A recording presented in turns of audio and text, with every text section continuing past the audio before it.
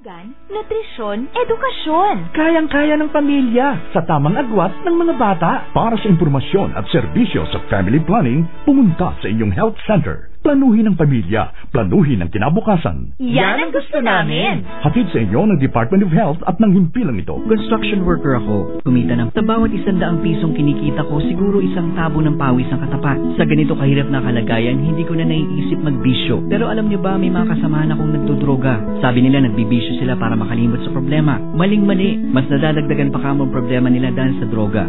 Sana magbago na sila. Hindi pa naman huli ang lahat. Isa lamang kong paalala, bawat piso'y mahalaga. Huwag aksayahin sa droga. Isang mensahe mula sa Dangerous Drugs Board, PIA, KBP at ng himpilang ito. Iningatan at inalagaan mo siya mula sa iyong sinapupunan hanggang sa iyong panganganak. Siguraduhin ligtas ka at ang iyong anak. Sa ospital o health center lamang manganak. May tamang kagamitan at tamang alaga ng mga eksperto. Umiwas sa anumang komplikasyon sa panganganak. Sa ospital o health center lamang manganak. Todo galing para sa kalusugan. Mami, mamaya na prenatal check-up mo ha. Ang ama ang katuwang at kaagapay ng isang ina sa pangangalaga ng kalusugan ng kanyang asawa at kanilang mga anak. Nagbe-birth spacing o family planning. Mahalaga sa akin ang kapakanan ng aking asawa at mga anak. Maging responsableng ama para sa kalusugan at kaligayahan ng pamilya.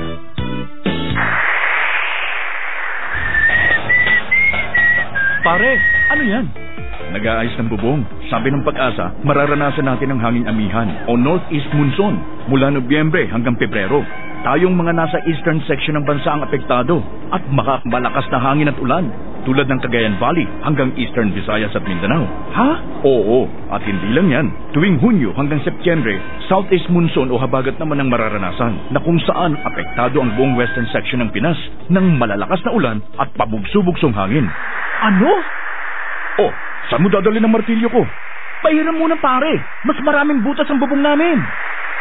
Para sa karagdagang impormasyon, tumawag sa Pag-asa Hotline 927-9308 at 433-8526. Hatid sa inyo ng Office of the President, PIA, DOST, Pag-UNDP, DENR, KBP at ng himpilang ito. From the Southern Tagalog of Mimarupa Region, you are listening to Cool 100.5 FM, broadcasting live from Romblon. Kayo ay nakikinig sa programa PIA Mimarupa Hour dito sa Cool FM. Ang programang ito ng Philippine Information Agency ay naghahatid sa inyo ng tamang kaalaman at napapanahong impormasyon kung ano ang mga ginagawa ng ating pamahalaan para sa kapakanan ng ating mga kababayan, kung ano-ano ang magagandang proyekto at programa ng pamahalang lokal at nasyonal para sa ikauunlad ng pamumuhay ng mga mamamayan. PIA Mimarupa Hour is hosted by Dennis Manzo. PIA Mimarupa Hour.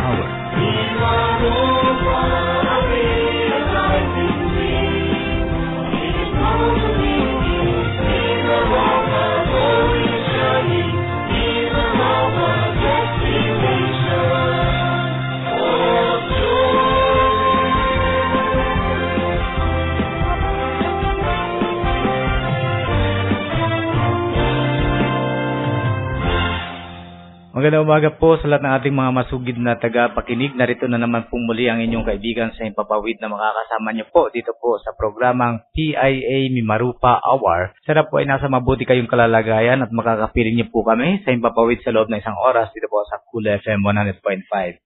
At syempre sa bawat pagsasahing papawid po natin ay di natin nakakalimutang batiin ang lahat ng ating mga kaibigan, yung ating mga tagapakinig na may mga selebrasyon sa kanilang mga buhay, gaya ng mga birthdays at anniversary o anumang okasyon. Sana po ay maging masaya po ang araw nito para sa inyo.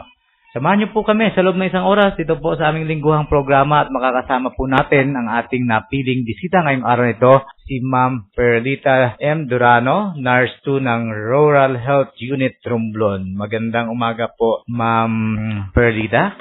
Magandang umaga din po naman. Ma'am, pwede po ba? Yeah, pwede po bang tawagin na lang kita sa nakaugalian kong tawagin na Ma'am Ading? Okay lang. Sige. Maraming salamat ma'am dahil kayo po ay nagpaunlak dito po sa aming paanyaya upang kayo po'y aming makapiling sa loob ng isang oras dito sa programa ng PIA, ang PIA Mimarupa Hour.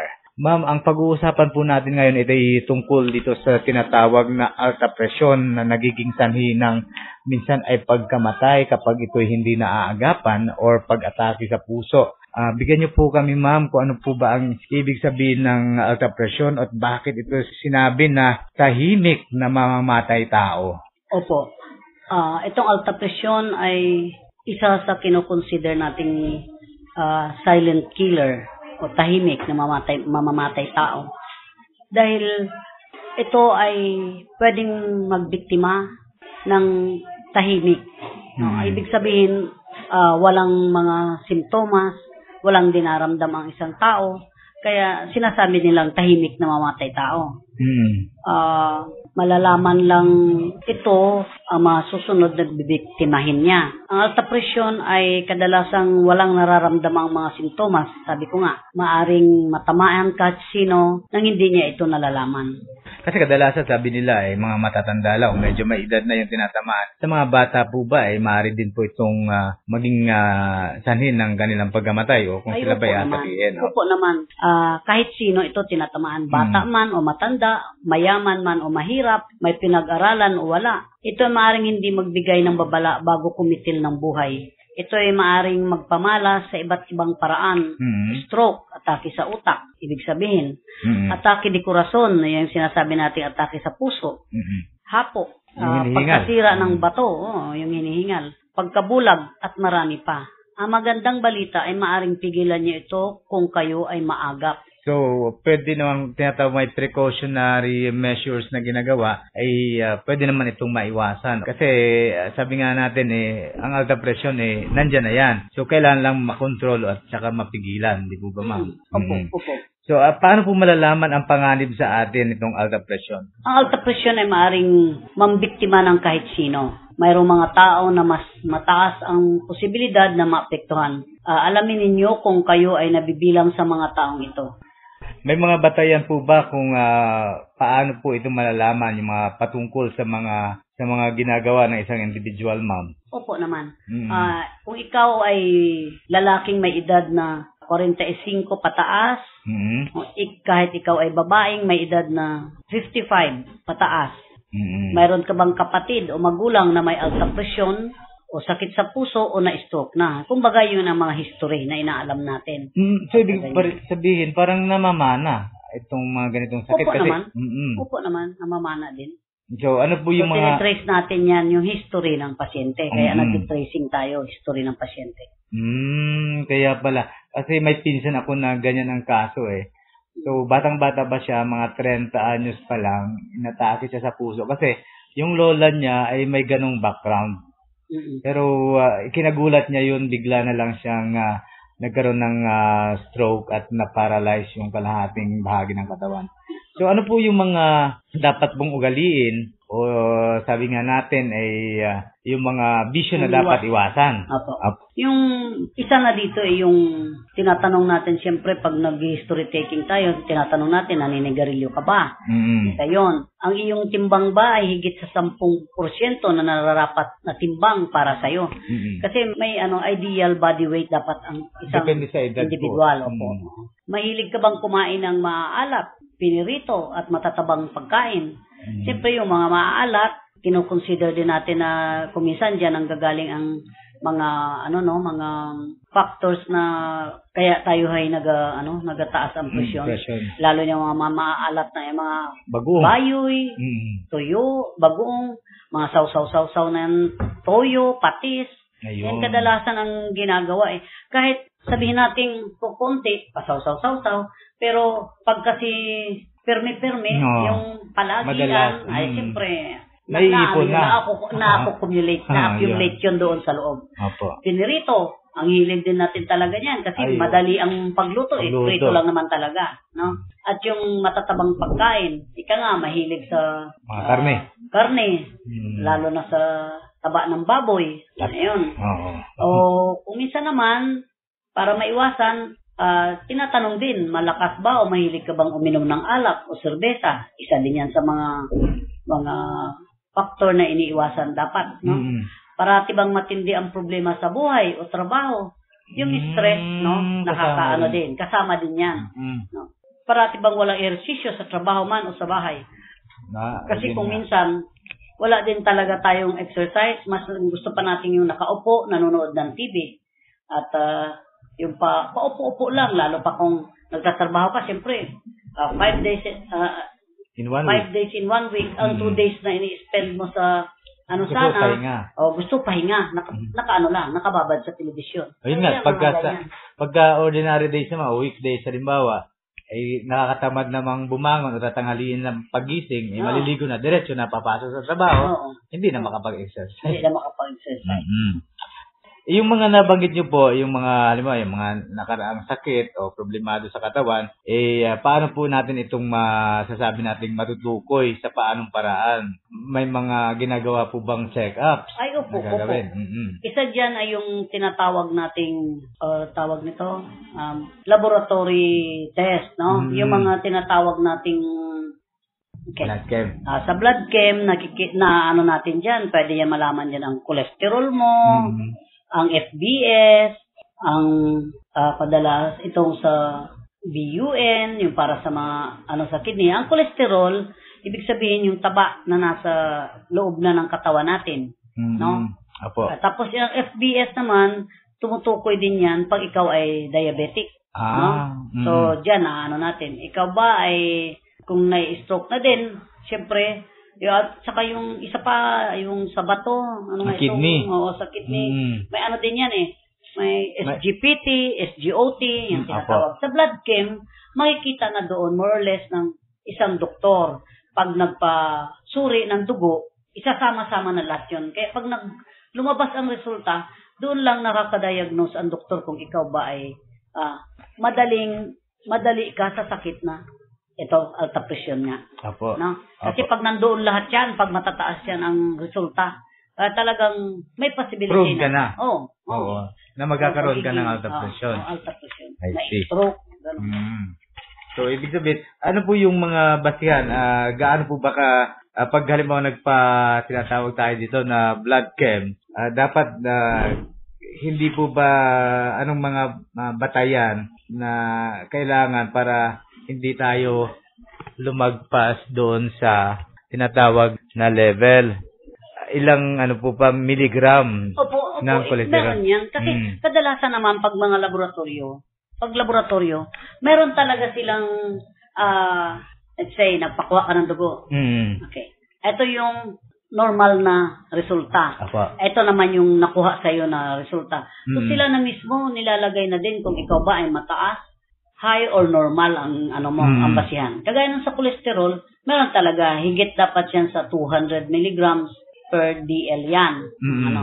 Sa FBS naman, ma'am. Sa FBS naman 126 milligrams din ang ang basihan. Kasi hindi naman natin matukoy talaga kasi iba-ibang laboratorio, iba-iba din ang nila, ang resulta. Hindi mo kasi may iba na by milligrams, may iba naman na ibang by 100 ang nila, ang count. Ang count nila. Depende din sa laboratorio. Pero more or less, naka-specify doon, pag naglabas sila ng resulta, naka-specify doon ang mga, kung ikaw ba ay normal o nasa above normal. So sila na mismo yun, yung din, ang mga natin. Mas maigi talaga yung nagtatanong na rin sa doktor, para nalalaman natin. So ano po yung mga kaalaman naman, o bigyan niyo po kami, Ma'am Ading, ng mga kaalaman naman tungkol dito nga sa karagdagang kaalaman para dito sa alta presyon. O mas tinatawag nila dito yung alta presyon, ang tawag dito sa atin commonly is, hindi natin binabanggit na alta presyon, parang hypertension, di ba? Hypertension. Pareho lang din naman yun. Hypertension o high blood. Yan ang kadalasan, layman's term yun, yung high blood, no? So, yung sinasabi mo kanina, yung pagpakuha ng BP, okay din yon. Kailangan din kasi yon para ma-monitor mo din. Pero yun naman ay ang presyon lang ang pwersa na nilikha ng puso na nagpapatakbo ng dugo para umagos ito sa mga ugat natin. At tuluyang pag-agos ng dugo ang siyang nagbibigay ng oxygen at sustansya sa ating mga laman sa katawan. Ito ang nagbibigay ng buhay sa atin. Kapag naintindihan natin ang presyon at ang ginagampanan nito sa pag-aalaga sa kalusugan ng ating katawan, malalaman ninyo ang posibleng problema na maidudulot nito kapag ito'y tumaas. So, ang nangyayari kasi, kadalasan, sige lang, pakuha lang ng BP, pakuha ng BP. Pag sinabi mong, ay, above normal ikaw, o nasa level ka ng, let's say, kasi may stages din yan. Stage 1, 139 or 140 to 99 to 100. So, ito yung, kumbaga, sukatan. No? Let's say, ang normal is 130 to 85. Normal yan. Ang BP mo, 80 to 85. High normal, ibig sabihin, medyo nasa borderline ka na, 130 to 139 to 85 to 90 naman ang diastolic. So, ang stage 1 natin, yung mild, meron ka ng mild hypertension, is 140 to 159. Ibig sabihin, 140 to 160 over 90 to 100. So, yan yung stage 1, mild yan. So, ang moderate natin is yung stage 2 na tinatawag, 160 to 179 over 100 to 105. May stage 3 din tayo, yung severe, 180 to 209 over 110 over 120. So, ang stage 4 natin is yung very severe, 210 over 120 and above. Yan yung nakaka-stroke na yan ng mga dugo. Nakaka-ano na talaga. So, may tinatawag tayo na, sabi nga nila, sabi ng mga doktor, yung mga medical specialist, na yung ating puso daw hindi naman daw ito tumitigil sa pagpintig. So, anong function nitong pagpintig ng puso natin sa ating dugo? Anong naitutulong ito? 24 oras yan kada araw. Itong araw kada linggo. Yung puso ay walang hampay na pumipintig. Dahil yan, nagdadala yan ng sustansya at oxygen sa pamamagitan ng pagbomba ng dugo sa iba't ibang parte ng katawan. Yung puso natin ay sinlaki lang ng kamao. Diba? Ang puso ay isang laman na bumubomba ng dugo kapag ito ay pumipiga mula sa loob ng 4 na silid ng puso papunta sa lambat na anyo ng ugat ng katawan. Sinasabi nating right and left ventricle. Ano ba yan sa Tagalog? Hindi ko na no? Pero, bali, sa 4 yan. Bali, parang 4 na division. 4 na division, So, ano po yung unang bahagi nito? Yung parang naka-partition siya So, yun yung number 1 ay? Gamit ng dugo na kapuso, oxygen at sustansya parating na sa kanang bahagi ng puso. Bali right ventricle. Ang kanang bahagi ng puso ay nagbubomba ng gamit na dugo patungo sa baga para makamtan nito ang oxygen, yung oxygenated blood. Galing ito sa right pa din, no? Sa right pa rin, Right ventricle, right auricle. Bago yung pang-tatlo, left ventricle, sa left. Ang pangatlo naman, sinasariwang dugo mula sa baga, puno ng oxygen. Binobomba naman yung oxygen pabalik sa kaliwang bahagi ng puso. Bali, ang pang-apat niyan, ang kaliwang bahagi ng puso, ang nagbobomba ng sinasariwang dugo, palabas ng puso, patungo iba't ibang bahagi ng katawan. So, may mga function talaga yung parang may no? Yun yung right and left ventricle, right and left auricle. So, ano po itong mga ugat ang tinatawag natin, yung mga tubo na dinadaanan ng tubo? Ang arteries ang nagdadala ng dugo mula sa puso papunta sa iba't ibang bahagi ng katawan. Arteries, hindi ko alam ang sa Tagalog nito. Ang veins ay ang mga ugat na ugat pala ang veins. Ang kumakalap ng mga ginamit na dugo mula sa iba't ibang bahagi ng katawan at dinadala ito pabalik sa dugo. Ang normal na presyon ng dugo, sumusukat sa pwersa lang ng dugo, no? Habang ito ay tumutulak sa mga dingding ng mga ugat ng arteries. Ito ay may dalawang sangkap na numero na tumutukoy sa pwersa sa ugat kapag ang puso ay bumubomba at kapag ito'y nagpapahinga. So yan, yung dalawa yan. Yung systolic blood pressure, yan yung numero na sa taas. Yun sa taas. Na sumusukat sa persa. Na dinudulot ng puso kapag ito ay bumubomba. Ang sapat na systolic blood pressure para sa mga bata o matanda ay nasa 120 lang. So, di ba? Yung normal natin is yung nasa 130 to 85. No? Ito nga 120, medyo mataas na ito. Ang diastolic blood pressure naman, ang numerong pang-ibaba. Diba? Pag sinabi mong 120 over 70, yun yung diastolic. No? Yung 70. Yung numerong pang-ibaba. Ay tumutukoy naman ito sa puwersa na natitira sa mga ugat habang nagpapahinga ang puso. Ang sapat na diastolic blood pressure ay nasa 70 to 80 para sa bata o matanda. Kaya nga 120 over 70 ang dapat na partner niya. Kung yun ang normal. So, pero yung sabihin 200 over 120 ay hindi na normal. Iba na. Mataas na masyado yun. Kaya pala, napapansin ko, yung pagdating malimbawa dito sa center, nagpapa-BP, na tinatawag na nagpapa-blood pressure check-up. Napapahinga muna namin. Kasi yun naman kasi talaga. Mas malakas yung bomba ng... Ang pabago-bagong presyon ay yung mga diastolic blood pressure ay kadalasan nanatiling pa rin sa lahat ng oras. Pero ang systolic blood pressure ay mapapansing pabago-bago. Ito'y tumataas kung tayo gumagalaw o nababahala. Okay nang galing tayo sa pag-exercise. Hindi naman normal na para tayo punan ng presyon, di ba? Kaya kung minsan, talagang ina-advise namin sa pasyente na, sige, magpahinga ka muna ng 5 to 10 minutes bago namin punan ng BP ang isang pasyente.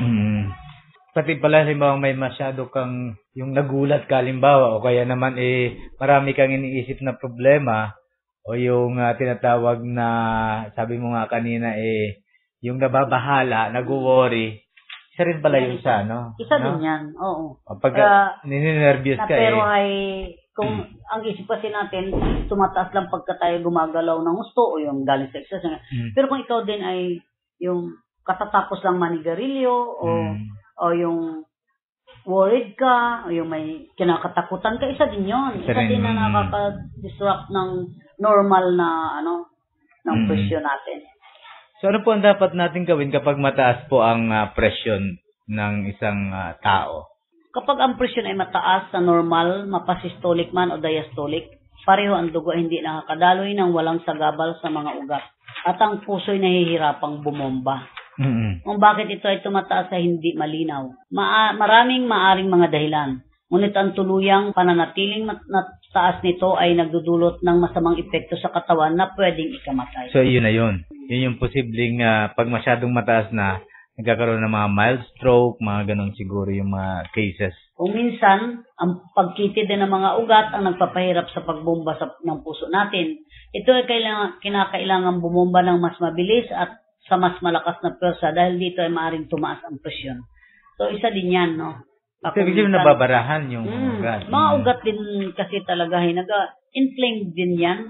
Kaya kung minsan nababara kapag ang daloy ng dugo ay hindi normal ang daloy ng dugo pag nababarahan na. Kaya kung minsan ito na talaga ang natutuloy sa stroke. Yun nga po. Kaya ang stroke ay nagabara na ang ugat sa utak. Kagang pagkawala ng dugo ay nagiging sani ng pagkasira ng parte ng utak na naapektuhan.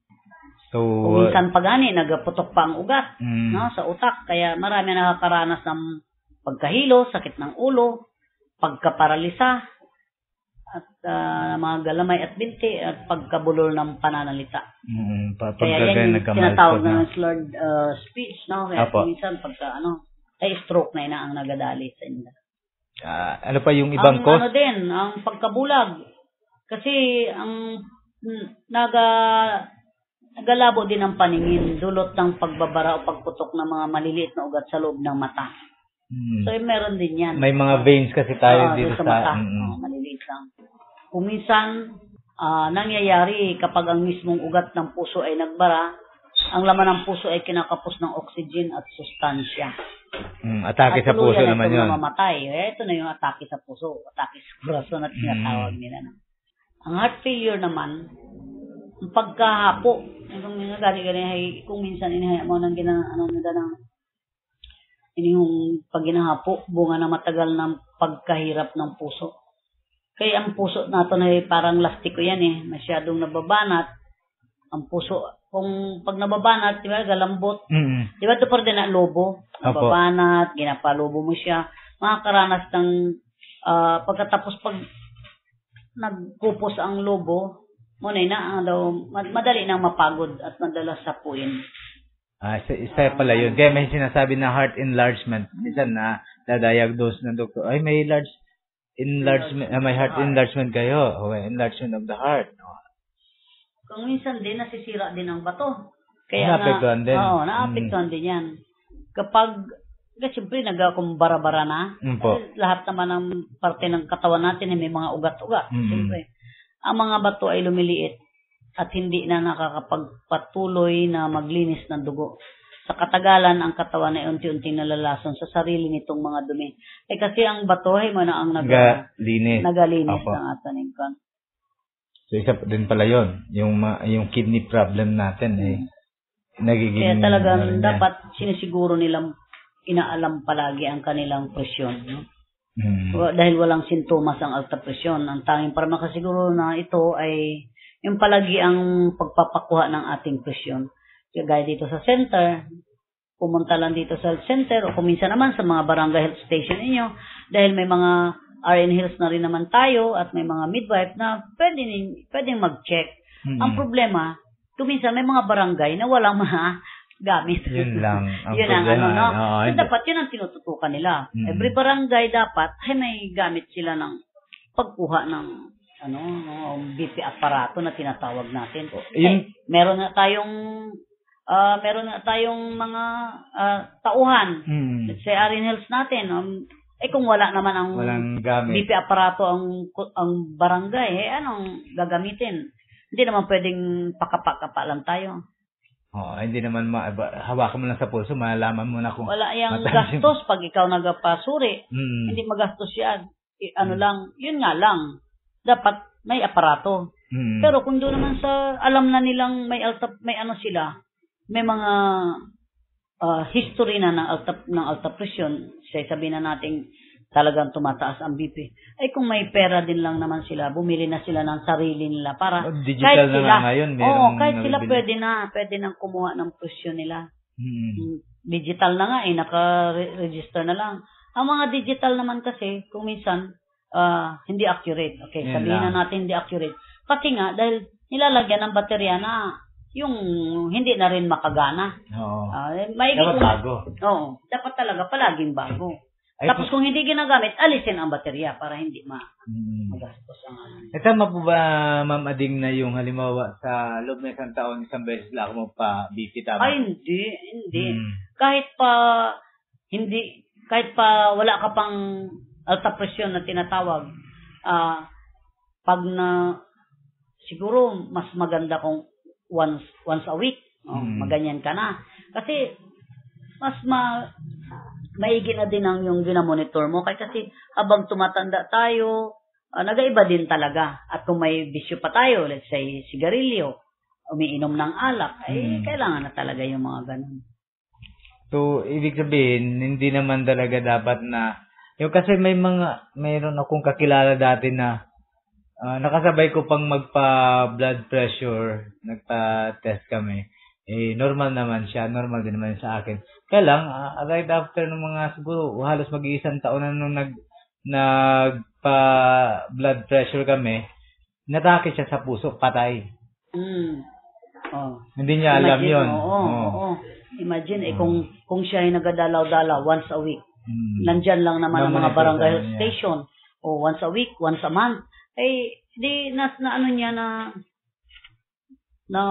monitor niya. Pa sana naiwasan yung kaya nabigyan ng mga pang-maintenance.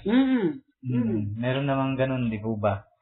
So, ma'am, yung ano pong mga paraan para sa pagpipigil naman nitong alta presyon? Ang mabisa talaga na paraan diyan ay magkaroon ng plano kung paano nyo lutasin. Unang-una, no? Siyempre, pumunta sa doktor para magbigyan kayo ng pamamaraan kung paano. Unang-una yan, siyempre, ipadyeta kayo na. Kapag babago ng pamumuhay, sabihin na natin, yung tinatawag natin ngayong programang healthy lifestyle. Binabago mo ang style ng buhay mo. Kung ikaw ay naninigarilyo at umiinom, siyempre, mag-iwas sa mga bisyo. At ang pinaka-importante ay yung pagreseta ng gamot ng doktor kung meron na kayong sakit na gano'n. Ang pagplano inilaan sa iyo ng doktor ang nagiging susi sa tagumpay ng gamutan at pagpigil ng maaaring mga komplikasyon ng alta presyon. Tama po yun, ma'am. Kasi, pinayuhan ka ng doktor, iwasan mo itong pag-inom ng mga serbesa, pagkain ng mga matatabang pagkain. Kung hindi mo naman susundin yung itinuro sa'yo ng doktor, ikaw rin naman ang papatay sa sarili mo. Oo. Yun talaga, hindi pwedeng hindi nakasalanan ibang tao ang yun. sisihin sa gano'n, no? So, alin-alin po, ano po itong mga mabisang paraan po sa pag-iwas natin sa maaring makapagdulot ng alta presyon? Ano po yung mga pagkain? Ang talaga, ang taba at alat. Yan talaga ang dalawang mabisang sandatang ginagamit ng alta presyon para hadlangan ang daloy ng dugo at lalong nakakapagpataas ng antas ng grado ng ating presyon. Ang alat ang nagpapanatili ng tubig sa ating mga laman na siyang maaring magpataas ng presyon. Ang taba naman ay naiipon sa loob ng mga ugat na maaring matuloy sa pagkabara nito. Ang palagiang pagkain ng taba at pinipiritong pagkain ay nagpapataas ng ating timbang. Nakakahanap ka ng mga paraan upang iwasan ang alat at taba sa ating pagkain. Sa ganon ay maiwasan mo ang paglala ng alta presyon. Kung kakailangan mo ng tulong sa bagay na ito, maituturo ka ng iyong doktor sa isang nutritionist upang payuhan ka ng mabuti.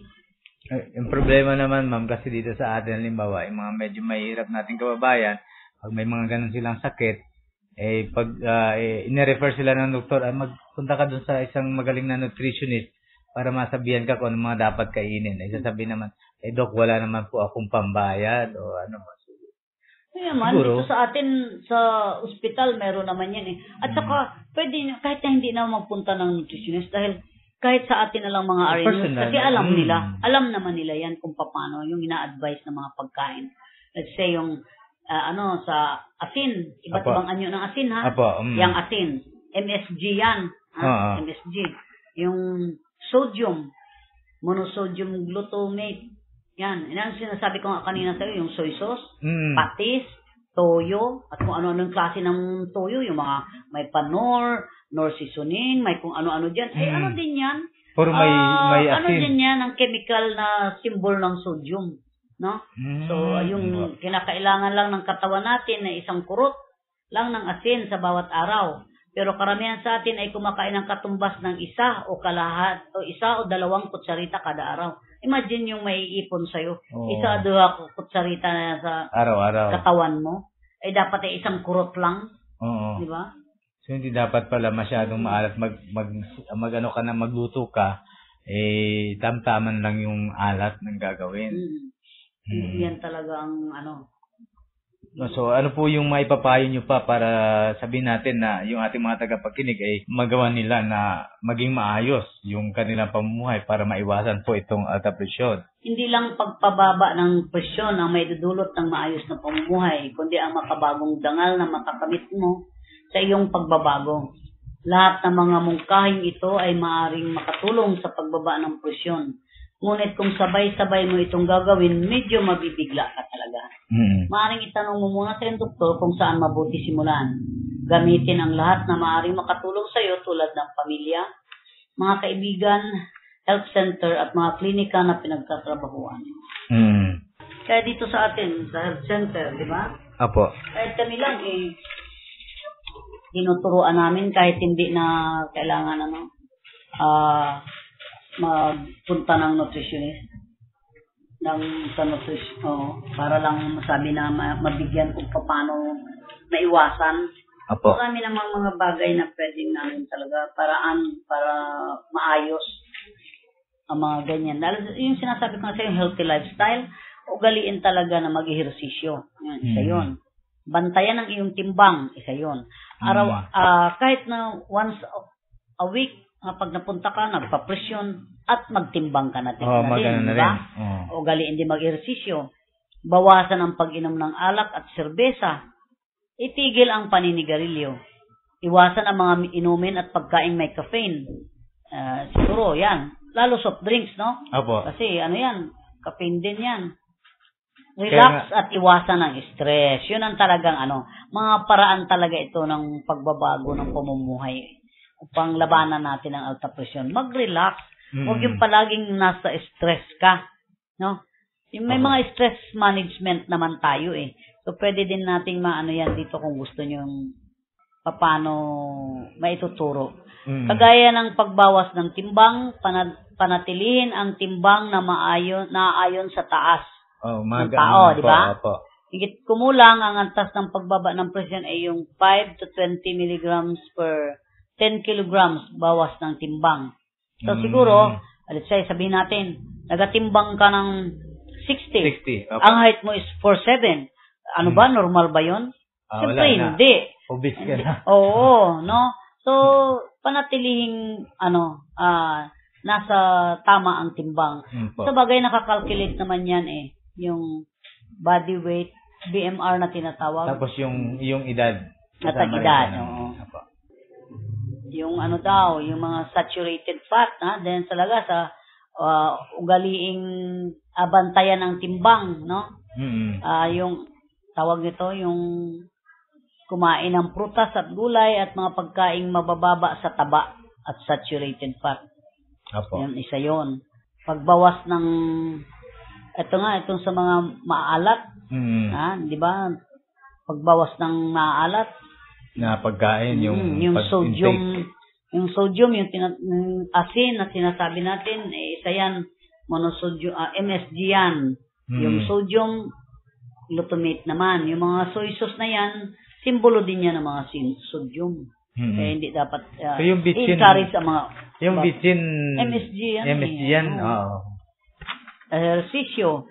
Magkaroon ng pang-araw-araw na ehersisyo ng katawan tulad ng paglalakad 30 minutos kada araw. Mga 30 minutos pala, pwede na pala yun. Yung brisk walking lang. Kahit hindi na kailangan mag-jogging o yung tinatawag nilang parang naga-marathon, brisk walking lang. Oo. Pagbawas ng pag-inom ng alak, ay basta wag daw susobra sa 2 bote. Pwede naman pala. Basta wag lang lalagpas dyan. Ang 2 bottles yata ang pwedeng gina-consider na pwede pa. Amen. Kaya naman pag galing mo mga whiskey. Whiskey naman, mga 2 shot. Wag yung 2 boteng whiskey. Ay, oo. Sobra na rin yun. Oo. Ano talaga yun? Patay-patay na. Drink moderately. Hindi na yung drink moderately. Drink moderately. Drink moderately na yun. So, ano pa yung mga, may tatawag nga ma'am na yung nagbabago yun, ang pagbabago nga daw ng ugali, tsaka yung bisyo, pagkain, minsan hindi sapat para sa pagkontrol ng alta presyon. So, kailangan pa rin siyempre yung consult your doctor. Yung pupunta pa naman. Sabi natin, dinisiplina mo yung sarili mo, sarili mong kaparaanan, ikaw mismo nag-diet. Ay, nasobra ka na diet. Di ba? Hindi ka nagtanong sa doktor. Hindi na tama. Ikaw pala'y anemic na. Di po ba, ma'am? Nasobrahan na. Anorexic na, kaya nag-dinayet. So, mali rin yun na yung sarili-sarili mo lang. May gamot na binigay ang doktor, siguro din na yung tawag nito, mainom ng tama sa oras. Tama sa oras.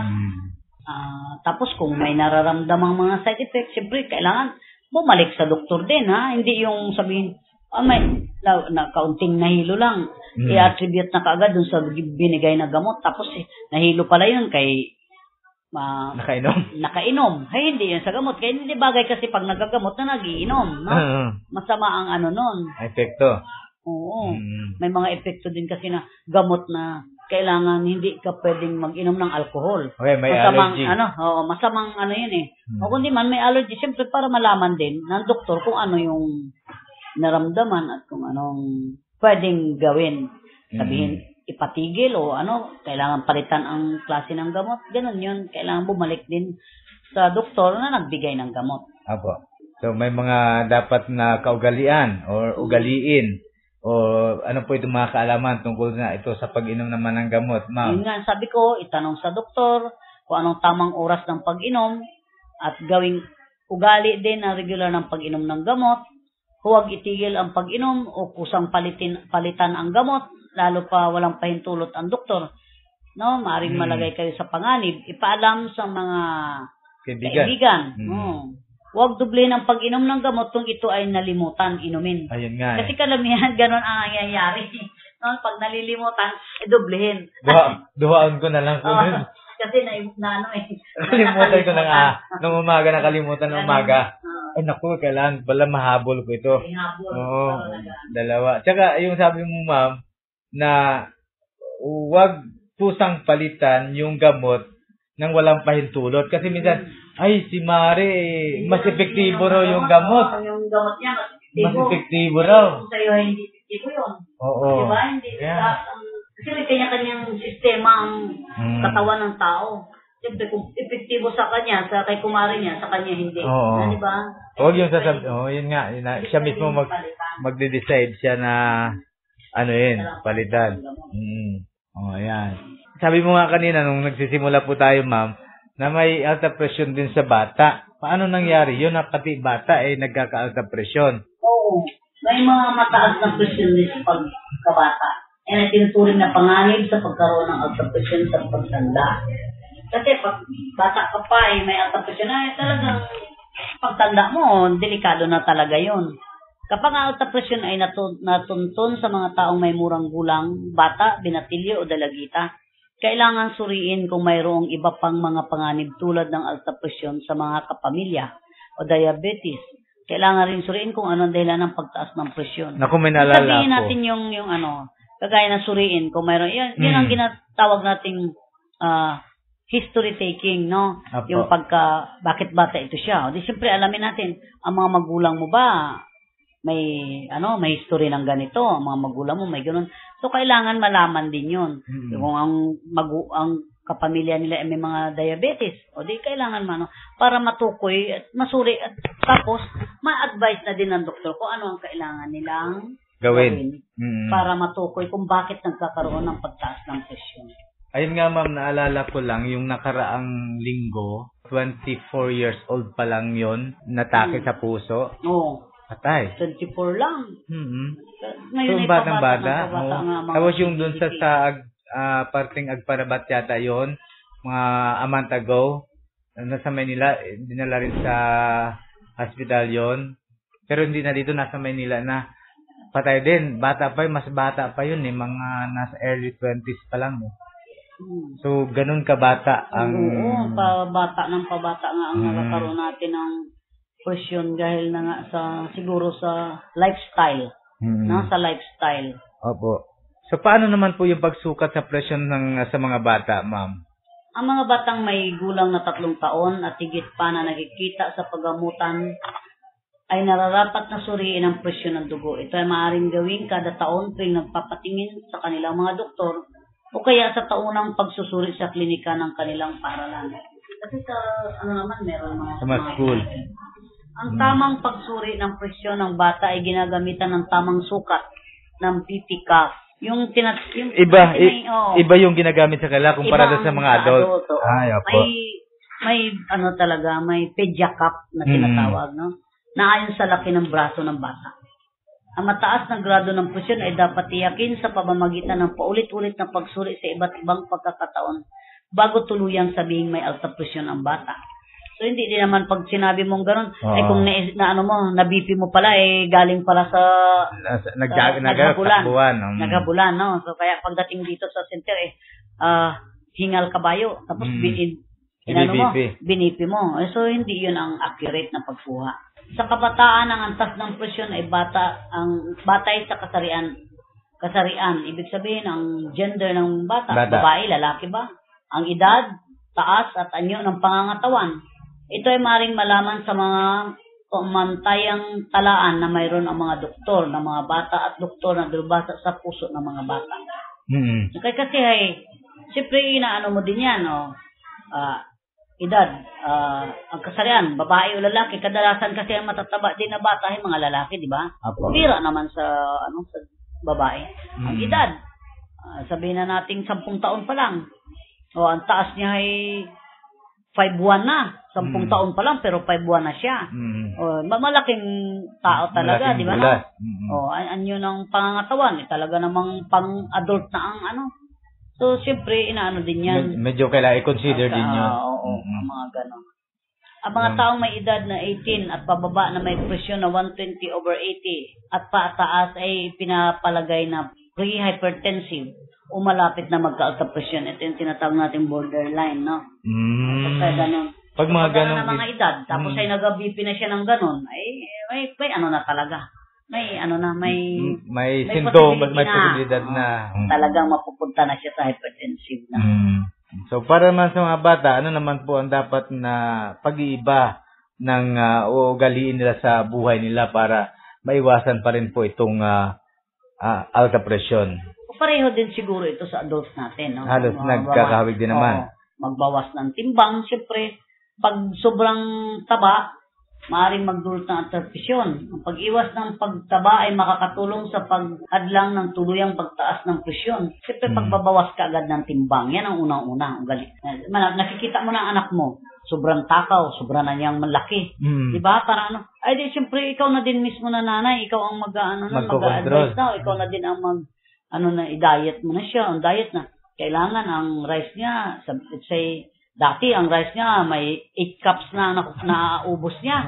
Abay, unti-unti mo nang unti-untiin mo ang pagbawas. Ay, naawa yung nanay naman. Yun na, kung may awang dala, hindi talaga, hindi mahahadlangan ang pagtaas ng presyon. Ang pang-araw-araw na gawain o laro ng bata, bawasan ang oras ng panunod ng telebisyon at paglalaro ng computer. Hikayatin din sa mga larong pangkalakasan upang manatili ang tamang timbang at maibsan ang pagtaas ng presyon. Kasi yung mga dosay. No? Kasi ngayon, ang mga bata, nakapansin ko din, wala na talagang exercise. Let's say, mas maganda nga bilhan siguro ng bike para makapag-biking, di ba?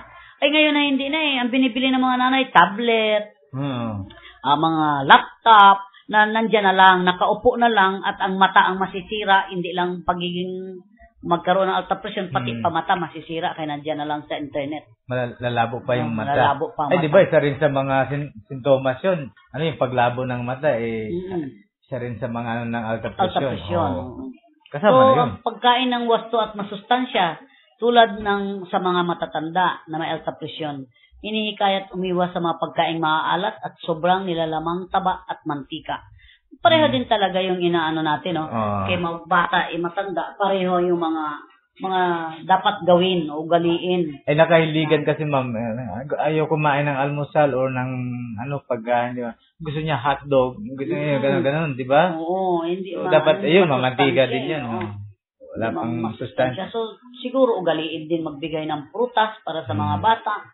No, hinihikayat din na maggulay, iwasan ng palaging prito, pwede naman mag-ihaw. Yun, tama. Kasi pagka prito, parang gusto nila yung ng mga bata Kasi pag bigyan mo ng paksiw yan, hindi rin kakain. Maganda din na para makaiwas sa talaga. Dahil ako may heart condition din ako. Yun talaga ang tinuro din sa akin ng doktor.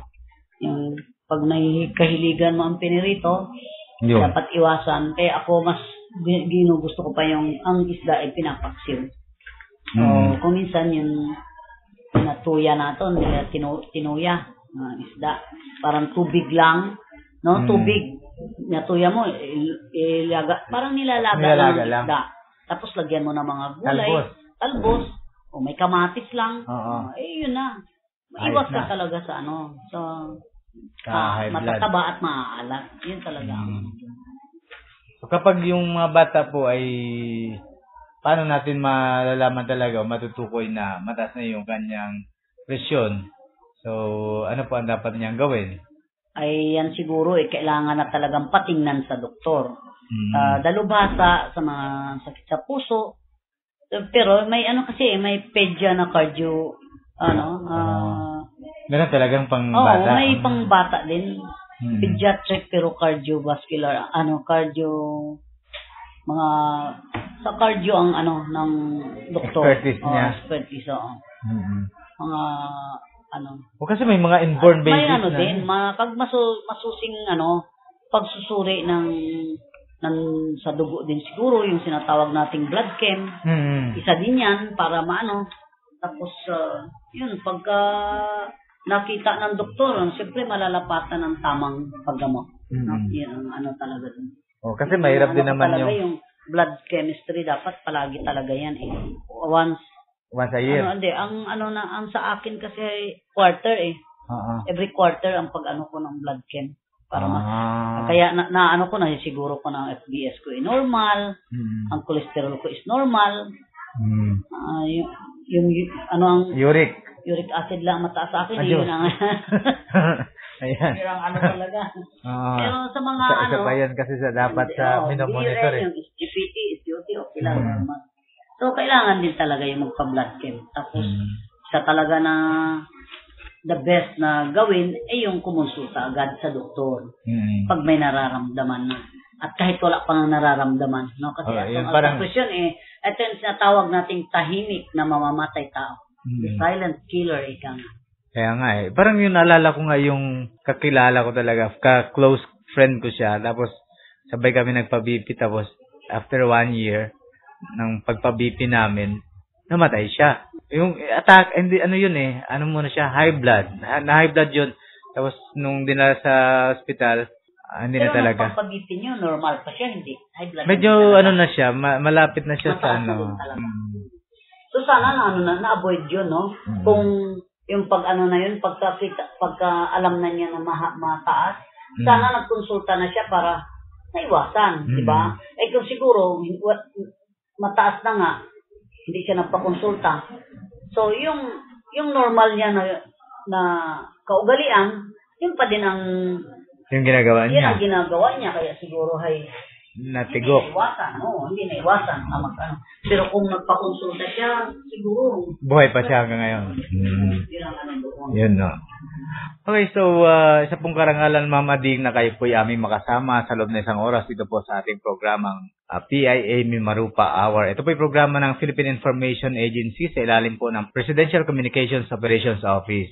Sana po ay hindi ito po ang ating una at huling pagsasaimpapawid at sana po ay muli po kayo naming maimbitahan o kayo po'y magpa-unlock sa aming panyaya sa mga susunod na pagkakataon. Ma'am Ading, baka po may mga nais po kayong ipanawagan o any parting words para po sa ating mga kababayan. Nasa inyo po ang pagkakataon para po kayo makapagbigay sa kanila ng anunsyo. Kasi itong alta presyon, marami din tayong cases dito sa Romblon, no? Apo. So ito ay number 7 sa ating ang cardiovascular disease sa Romblon itself. So siguro para maiwasan natin, maiwasan ang pagdami ng may mga alta presyon. Ngayon marami na tayong personnel dito sa health center, kagaya ng mga RN Hills natin.